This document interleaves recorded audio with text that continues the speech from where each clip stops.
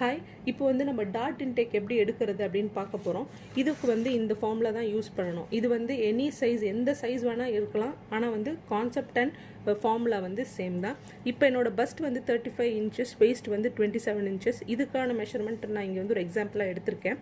அதாவது என்னோட ஃபார்முலா பார்த்தீங்கன்னா ஹாஃப் பஸ்ட் ப்ளஸ் 1 இன்ச், அப்புறம் half waste plus half inch. இந்த ரெண்டு வேல்யூவும் நம்ம மைனஸ் பண்ணால் ஒரு வேல்யூ கிடைக்கும். அதோட நம்ம ஹாஃப் இன்ச் ஆட் பண்ணோம். ஃபார் எக்ஸாம்பிள் இங்கே பார்த்தீங்கன்னா என்னோட ஹாஃப் பஸ்ட் வந்து 35க்கு 17.5, 27க்கு 13.5. இதோட நான் ப்ளஸ் அண்ட் இதோட ஹாஃப் ஆட் பண்ணால் எனக்கு ரெண்டு வேல்யூ கிடைக்குது. இந்த ரெண்டுமே வந்து நான் மைனஸ் பண்ணேன்னா எனக்கு ஒரு வேல்யூ கிடைக்கும். ஸோ 4.5. இதோட தான் இந்த ஃபைனலாக இருக்க ஹாஃப் இன்ச் ஆட் பண்ணணும். இந்த ஃபுல்லாக முடிச்சதுக்கப்புறம் வர வேல்யூவோட தான் நீங்கள் ஹாஃப் இன்ச் ஆட் பண்ணணும்.